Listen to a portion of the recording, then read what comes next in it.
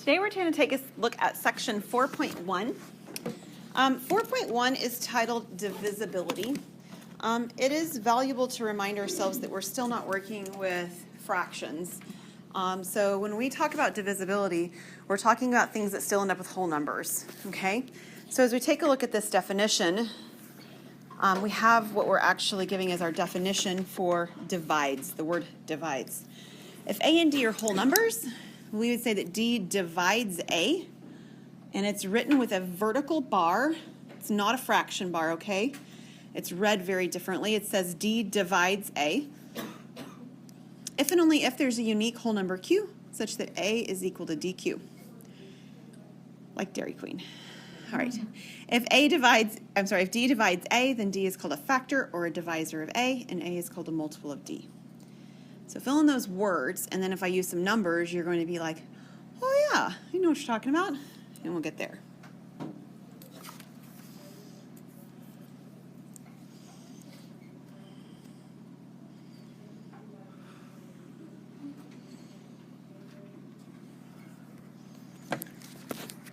Okay, so let's use some numbers so you can see it in play and recognize that this is exactly what you have expected.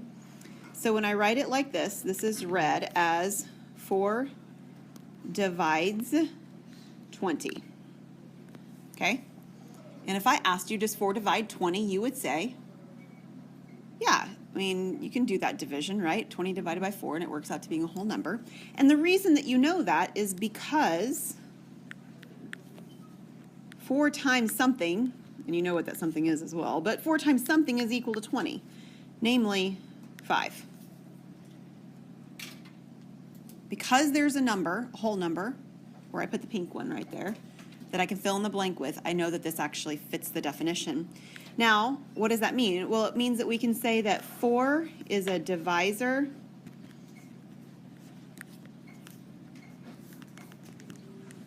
or a factor of 20. Agreed? Yeah. And then we can also likewise or interchangeably say that 20 is a multiple of 4.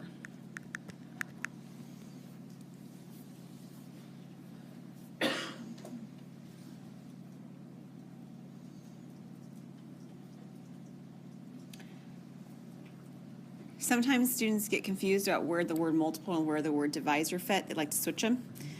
So if you can remember, divisor means that it divides it. Multiple means that it's in the multiplication tables, in that list of multiplication tables that you have for the value. That's what you have. Okay, there's going to be a series of definitional kind of things as we work our way through this. Here's our next one. It's a theorem. It says for any whole numbers A and D, if D divides A and N is any whole number, then D divides NA. Okay, so and again, I'll show you an example so you can see that that would work. The one I used just a moment ago is that 4 divides 20. And we all said yes. I'm going to try to keep using this notation so that you get more comfortable with it. This says 4 divides 20. Well, it would also mean that 4 divides a multiple of 20, like 20 times 2. What's 20 times 2? 40, right? Yeah, that's 20 times 20, but that works too. If I had 20 times 20, right? 20 times 2, though, here's 40. Does 4 divide 40? Absolutely. If I did 20 times 20 and I got 400, does 4 divide 400? Yeah, and it always works that way. Just from a fractional standpoint, because you guys do know some about fractions, right? What this is saying is that if I did 20 divided by 4, I'd be able to reduce it from a fractional standpoint, correct? But the same thing would happen if I wrote this like this. The very fact is that because these are a multiple right here, if I can reduce like this with products on top, then that is allowing me to be able to make the claim again. And I can always do that no matter what happens over here on this side.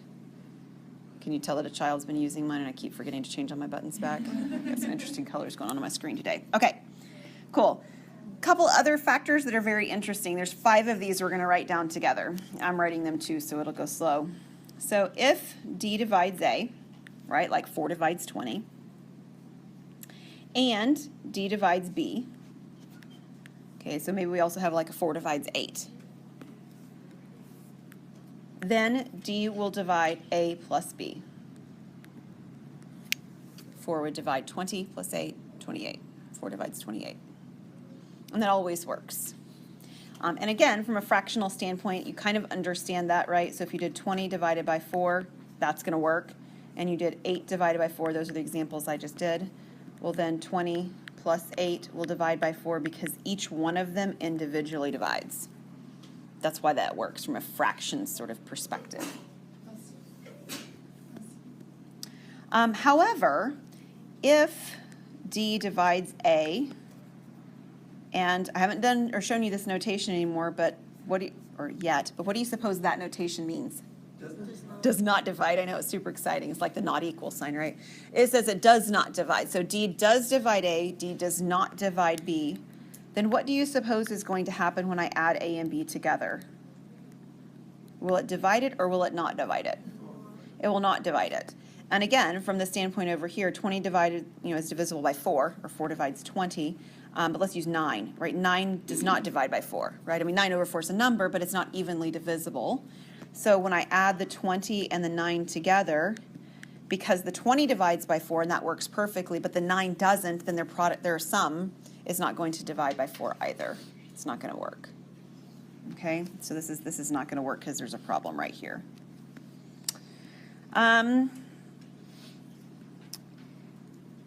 The subtraction of the two have the same sort of feature. We need one additional condition. So we've got D divides A and D divides B. And we need to talk about which one's bigger just because we're still working with whole numbers, so no negatives. So A is greater than or equal to B is the condition we're going to set it as. So I'm only going to talk about A minus B because A is bigger than B. And if I switched it around, I'd end up with a negative number. And we're not working with negative numbers, okay? So if this happens, then when I would have this, I can actually say that D will divide A minus B. And again, the only reason that the order matters is so I have a positive number that I'm trying to divide by, because we're only working with positives. And if I just take the same argument that I did back on part A up here, or part 1, and I do subtraction right here instead, this is a minus sign, it still holds true. Nothing's any different. Right? Subtraction, addition, they're kind of the same operation, really. I should have said then. I should spice it out then. Then D divides A minus B. Okay, same condition at the beginning. D divides A. This is sort of mirroring the second part that we had above. D does not divide B. And again, I still need for my values to have a positive effect when I'm done, so A is greater than or equal to B. So what do you suppose is going to happen when I subtract these two, since it divides one and not the other? Is it going to divide or not divide? Yeah, you're right, Kelly, it's not going to divide. For the exact same reason that part B didn't work. They're not labeled that way, but if there's a subtraction sign right here, it's not going to work. And because this isn't exactly mirror image, because subtraction isn't quite like that, it would work if we switched the order. So if D does not divide A, but D does divide B, we still have the same result. It will not divide the difference. Now, why did I not need to worry about that on this example right here? Right? I mean, it's kind of like these two are grouped together and these three are grouped together. So why up here do I only need one line about this? I meant to do a highlighter. Let me get a highlighter going on. Why do I only have one line right here, but here I need 2 lines in order to make the condition separately? Right, it has to do with the commutativity property, right? So not closure, but commutativity, right? So addition is commutative. It doesn't matter. So the fact is on the first highlighting of yellow on the screen that I could have just as easily written these in the opposite order, and it could have said B plus A instead of A plus B, and then it would reflect the opposite operation that's going on in the last 2 lines. So it's only because we're switching the order because we need it to be closed, but it's because it's not commutative with subtraction. Okay, so notice what it doesn't say. It doesn't say what happens if D does not divide A and D does not divide B. Do you see that? It only talks about what happens when it divides both of them or only one of them. It doesn't say what happens when it does not divide either of them. So think with me about what happens if it does not divide either of them. So let's choose some numbers that are not divisible by 4. I don't know why I'm using 4, but I am. So tell me some numbers that are not divisible by 4. 3 and 5. So 3 is not divisible by 4 and 5 is not divisible by 4. But what happens if I add these together? 8 divides 4 and it works, right? So these two, right? 4 does not divide 3. 4 does not divide 5. But 4, in fact, did divide 8, which is their sum. It worked, didn't it? Does it always work? No. So this is a case showing where it does, in fact, work to divide. But give me 2 examples where it's not going to work, or give me an example where when I add them together it's not going to work. 3 and 2. 3 and 2. Okay, so again, 4 does not divide 3. 4 does not divide 2. And you don't have to have numbers that are smaller to make this work either. They can be smaller or bigger than 4. This, of course, gives us 5. And yeah, 4 does not divide 5. And that's why there's not sort of a statement about this on this list of problems, is that sometimes it will divide and sometimes it won't divide. It depends on the numbers you use. Does that make sense? Yeah. Okay. Now what we're going to do is we're going to look at some very specific divisibility properties, like divisibility by very specific numbers. And they're grouped together in what may feel like an awkward way, but it's actually got a reason behind it. So before I just flip to the next screen, we're going to chat a little bit and see if you can think about what the divisibility rules might say, and then I'm going to show you what they do say. So don't write anything down. Let's just talk out loud first to sort of speculate as to what they might say. So the first one on here says divisibility test for 2. A whole number is divisible by 2 if and only if what? How can you know? 2 is the first one on your list, right? If it's, what did you say? If it's an even number. So what is an even number? What does that mean? You wanted to say it's a multiple of 2, didn't you? Yeah. Which is just stating the other statement. So let's state a different way. It's true, just almost circular reasoning. How do you know when you look at a number if it's even? Okay, 0, 2, 4, 6, 8. Where? At the end. It has to do with what happens at the end of the number, right? So I don't care what any of the other numbers are. I only look at the very last digit. And if the last digit is a 0, 2, 4, 6, or 8, specifically a single digit's an even number for the units digit, right? Then the whole number's even. Okay, great. What about divisibility test for 5? What do you think, how do you decide when you look at a number if it's divisible by 5? All right, again, we look at the ending digit, and the ending digit has to be a 0 or a 5, okay? And what about a divisibility test for 10? What do you think that might be? It ends in a 0. So we're going to fill these in together. I've got mine already filled in, but you are now. Those are exactly what they are. And the reason these are all grouped together is because you make their determinations simply by looking at the units digit. So a whole number is divisible by 2 if and only if the unit digit is even. It's divisible by 5 if and only if the unit digit is 0 or 5. And it's divisible by 10 if and only if the units digit is 0. In no other divisibility test do you only look at the last digit. It's only these 3. 5s, 10s, and 2s.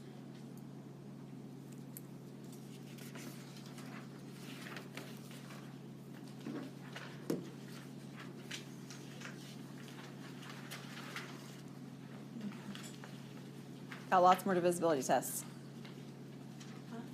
So we have a lot more divisibility tests, but none of them are going to be as easy as those first 3, where all we do is look at the last digit.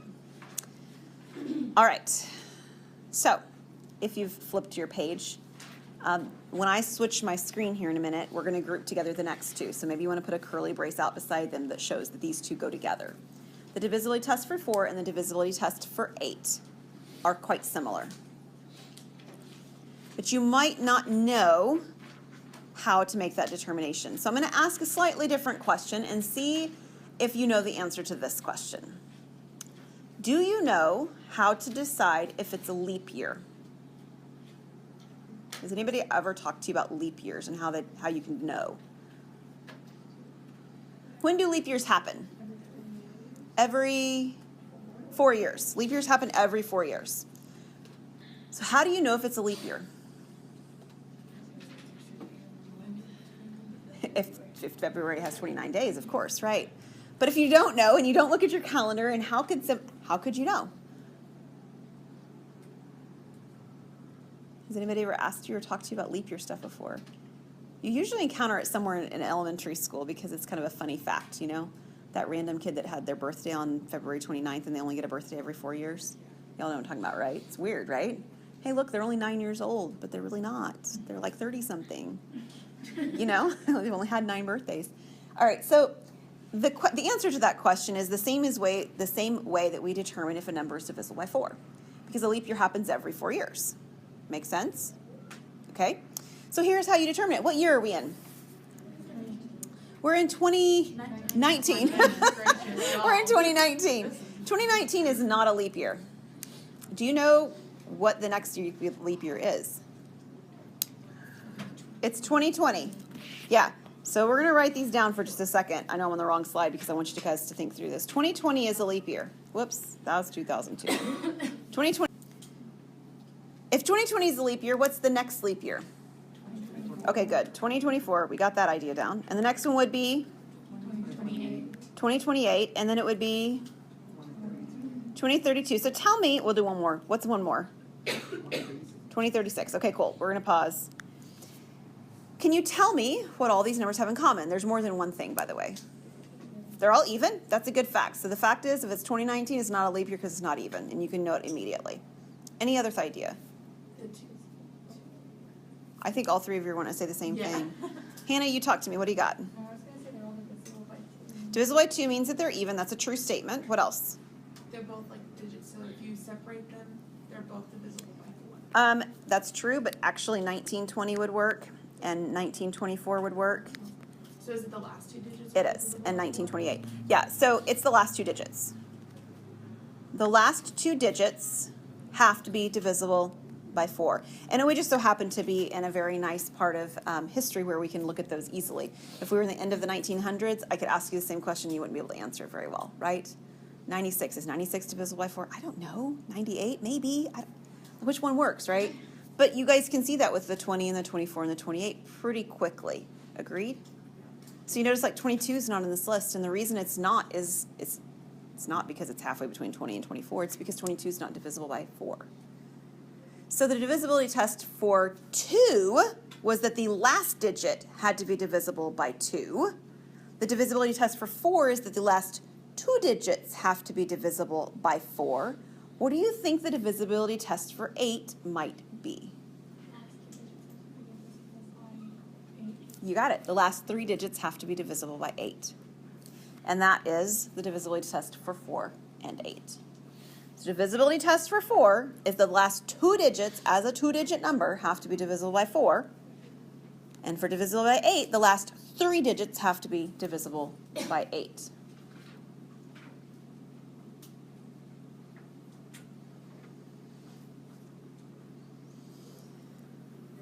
Now, maybe about half of the numbers you could immediately identify, or fairly close to half, if they're divisible by 4. I only have to look at the last 2 digits, right? If the digits are small enough, I know. If they're big enough, I might have to think about it a little bit more carefully. But looking at 3 digits and deciding if 3 digits is divisible by 8 is not necessarily the easiest thing to look at and see. Sometimes you might know, right? If the last 3 digits are 0, 33, you should know if that's divisible by 8 or not. Is it? No, doesn't work. But if the last 3 digits were 246, you might not know. Agreed? I made it up and I don't know. I don't know. How would I decide? Well, I would actually have to try the division, right? I'd actually have to long divide or something like that if I weren't using a calculator anyway to make the decision. However, if the number were 54,246 I still think it would be easier to test to see if it's divisible by 8 by checking 246 and not testing 54,246, right? So it may not be the best and most useful theorem in the world, but it's better than the alternative. Does that make sense? Okay. So this is divisibility with 4s and 8s. The next two go together. The next two are divisibility for 3 and divisibility for 9. Has anybody ever heard the test for divisibility for 3? Is that the one where you add up all the digits? It is. Can you describe it? So like if it's 302, you would add 3 plus 0 plus 2, which is 5, so it's not divisible by 3. Good. So you're exactly right. The divisibility test for 3 says that if you add all of the digits together, the single digit numbers together, and the sum is divisible by 3, then the original number was divisible by 3. It's a pretty cool fact. And I just told you that 3 and 9 have a similar divisibility property, so what might you speculate the rule is for 9?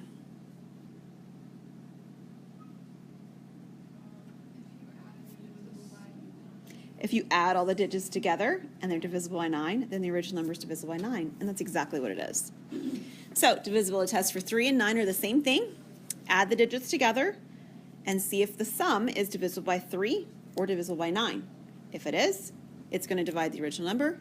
If it isn't, then it won't.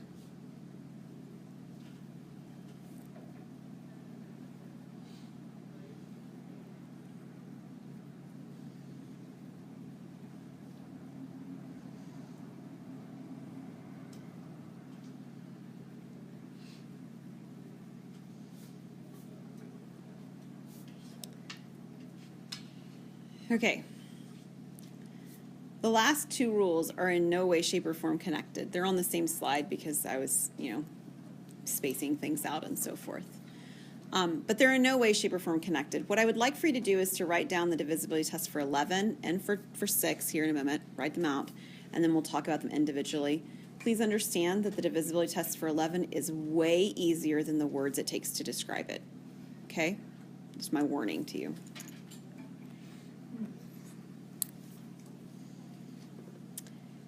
A number is divisible by 11 if and only if the sum of the digits in the places of even powers of 10 minus the sum of the digits of the place in the place of odd powers of 10 is divisible by 11.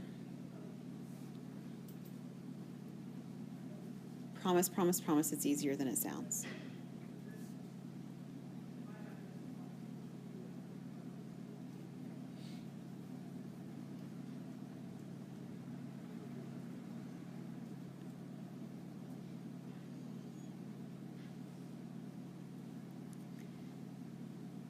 And the divisibility test for 6 is that a whole number is divisible by 6 if and only if it's divisible by both 2 and 3.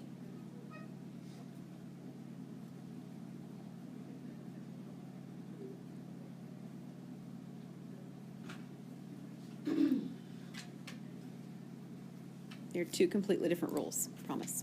So let's look at this funny 11 thing that we got going on here. And I'm just going to make up a random number. You ready for a random number off the top of my head? 5, 3, 7, 2, 8, 1, 6, 0, 4, 5, 4. I don't know. Just a whole bunch of numbers. I just want to show you how it works. Okay, random numbers down here. I want you to circle or highlight or whatever every other digit. So we're going to start with 5. I'm going to use 7, 8, 6, and then another 5. So the ones that are circled are the odd. They're the odd place values of 10, and the ones that are not circled are the even place values of 10. So let me just in terms of me trying to describe what the definition is saying. This is 10 to the 0 power, and this is 10 to the 1 power, and this is 10 squared, and this is 10 cubed. Y'all know what I'm talking about now? Powers of 10, the place value you're in. It alternates, right? Every other place is even, every other place is odd. So that's what it's talking about from the definition. Practically speaking, though, what does it mean in terms of working with this definition? Well, I want you to add up the numbers that I circled in pink. When you add them up and you get a result, let me know. 5 plus 7 plus 8 plus 6 plus 5. I have one potential 31. Is 31 right? Yes? Okay. So my pink numbers are 31. The others, the ones that are not circled. 3, 2, 1, 0, and 4. What do you get? 10. Awesome. 31 and 10. What the definition says that I need to do, and it doesn't matter whether we do it from left to right. You just bigger minus smaller. We're just subtraction, bigger minus smaller. 31 minus 10. What is 31 minus 10? It's 21. Is 21 divisible by 11? No. So the original number wasn't either. What if I'd gotten 22? 22 is divisible by 11, so the original number would have been divisible by 11. Okay, so everybody agree that's not a hard calculation, right? But it's super weird and awkward to write down, and I have not come up with any better way of writing it than what I just said. Terribly unfortunate. All right, I want to make a comment about the divisibility rule by sixes, but before I do, any questions on 11? Okay. This is true for all of our divisibility rules. Every single rule had if and only if written in there. Did you guys notice that? If and only if is a really interesting mathematical sort of description, and we saw it happen back when we did chapter 2. We did not make a big deal about it. But do you remember when we did that and we talked about, you had like one example and I said there's an arrow on both ends? Remember that? An arrow on both ends means an if and only if statement. It means you go from the left to the right and you go from the right to the left. For example, some statements you can do that with and some you can't. Like I can't say, if I'm a mom, then I'm a woman. Like that's fine, but I can't say if I'm a woman, then I'm a mom. I can't go the other direction. It doesn't work like that. It's not true both directions. But it is true if you go with other things that are definitionally correct. So this is an example of one of those kind of statements. In fact, all of these rules are. I can say if a whole number is divisible by 6, then it's divisible by 2 and 3. I can also say if a whole number is divisible by 2 and 3, then it's divisible by 6. So I can use them from either direction and they're going to be true. Everybody good so far? So why does it matter? Well, it matters because this statement looks really innocent on its sort of surface. Oh, well, how are 6 related to 2 and 3? 2 times 3 is 6, right? So it looks kind of like maybe I should be able to use this divisibility rule for 6 for like everything in general.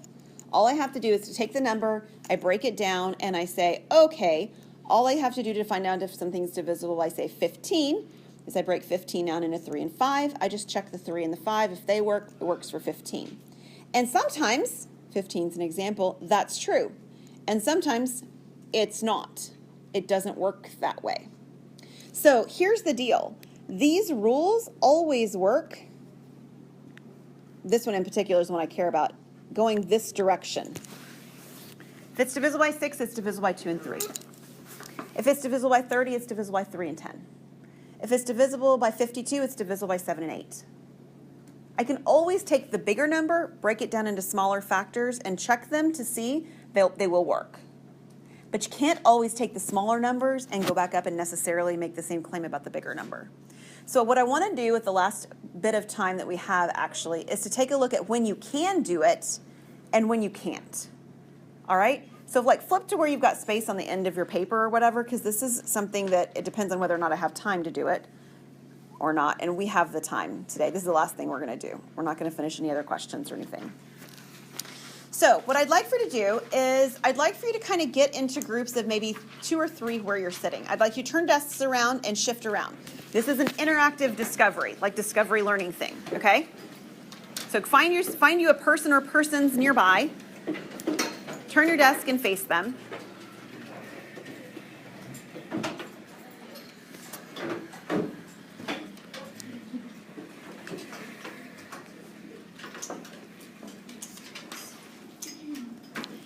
On the left-hand side of my screen, I'm going to put examples that work, where you can check the little numbers and it works for the big number. And we've already got one of those. If it's divisible by 2 and 3, I don't mean it dot, and 3, it's going to divide by 6. It's an example that works. And on the right-hand side, I'm going to put examples that are, these are not what we call non-examples. They don't work. So if it's divisible by 2 and 4, it does not necessarily mean that it's going to be divisible by 8. So what I want to do is I'm going to keep creating slowly. I'm going to give you a few examples and non-examples. And what I want you to do in your group is to try to figure out what the examples have in common, what the non-examples have in common, and why this list works and this list doesn't. What's different in my lists? Okay? So I'm going to create several examples first, and I'm going to create several non-examples. I mentioned 3 and 5. If it's divisible by 3 and 5, it will be divisible by 15.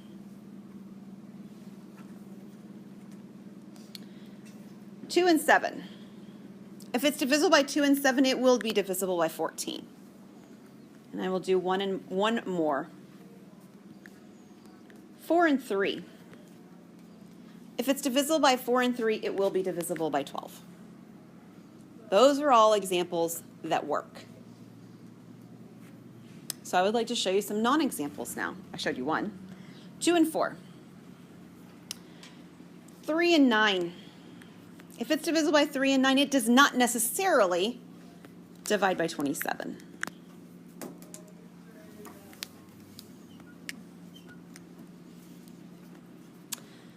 3 and 6. If it's divisible by 3 and 6, it does not necessarily divide by 18.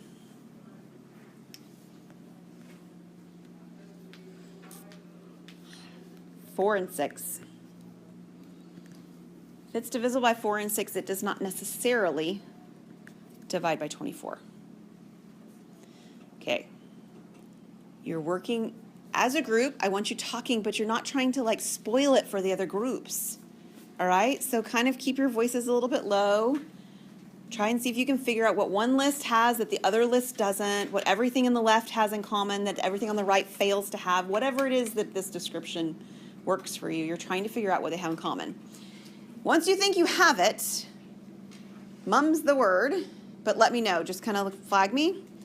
And if you think you have it, I'm going to ask you to give me an example or a non-example like I just created. Something that goes in my example column, something that goes in my non-example column, if you think you figured it out. But I'm not asking you to figure it out and say it in front of everybody. We're not there yet. Okay?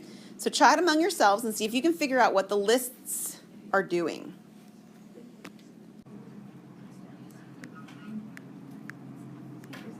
Oh my goodness, I can't write on the screen without it in my hand. 2 and 9 does in fact make it divisible by 18. You can check that one. Jackie? Do you think you have it? Do you think you know what the rule is? Okay, so don't tell me the rule. Tell me an example and a non-example. What's an example? 5 and 4 is an example. It would divide by 20. What's a non-example?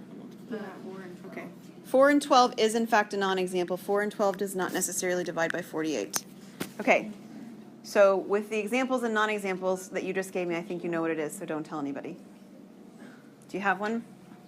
What do you think, Michaela? Okay. Give me an example. So 6 and 9 does not equal 54. Right? 6 and 9 won't work. Yes, but let's see. 7 and 3 will work. 7 and 3 will work. Okay, mum's the word.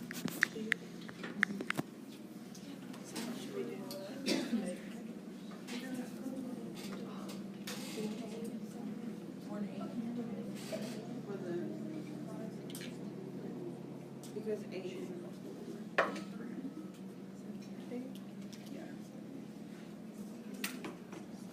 Do you have an example, non-example, Colton? Does my 2 and 9 count? Your 2 and 9 can count as your non-example. Do you have or is your example? Do you have a non-example example? Yes. What do you have?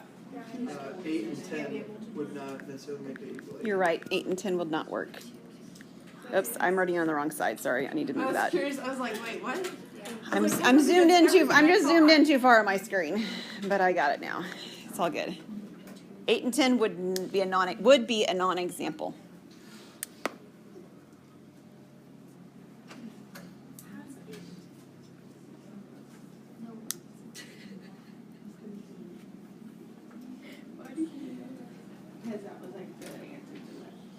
So we could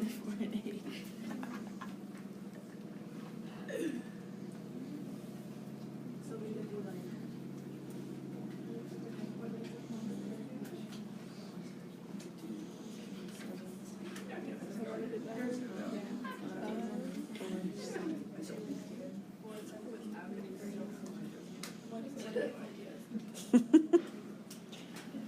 Do you have one? Okay, what do you think an example would be? 4 and 7. 4 and 7 would be an example. What's a non-example? 4 and 8. 4 and 8 is in fact a non-example. That's before. What's that, 32?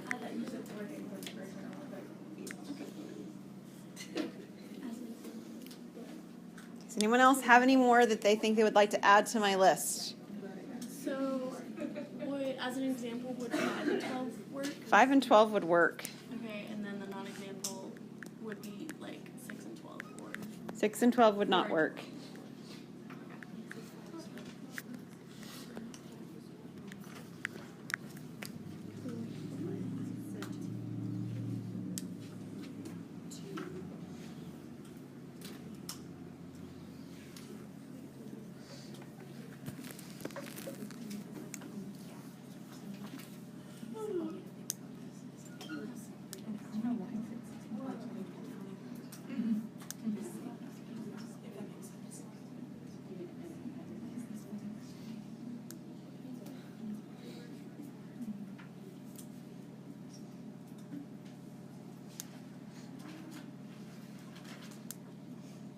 Take about 1 more minute to see if you can come up with what's going on and to maybe add to my list.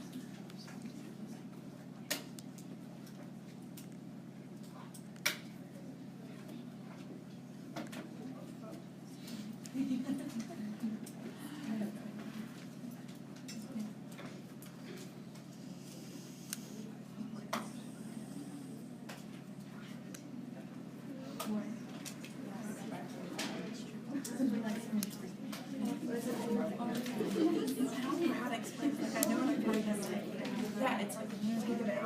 It's like, it's incredible. With 6 and 5. Yep, 6 and 5 is an example. It's easier to come up with examples than.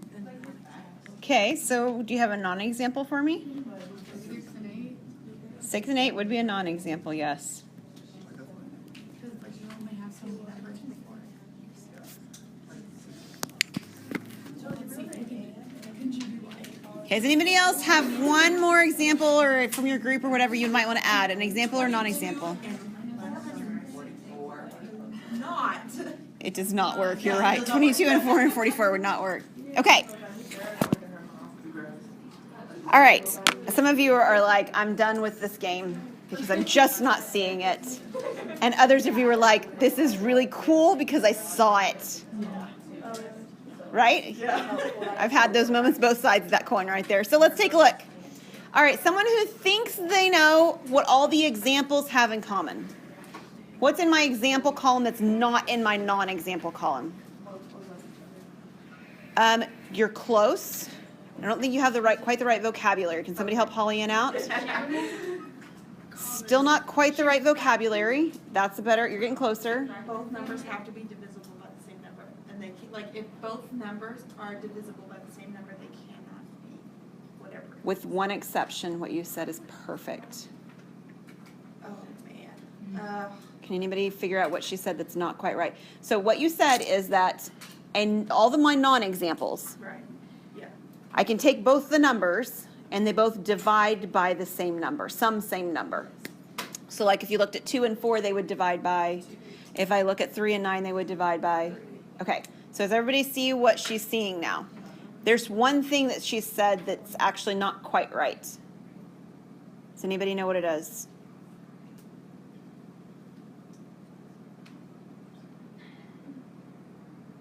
Oh. I don't even know. Okay.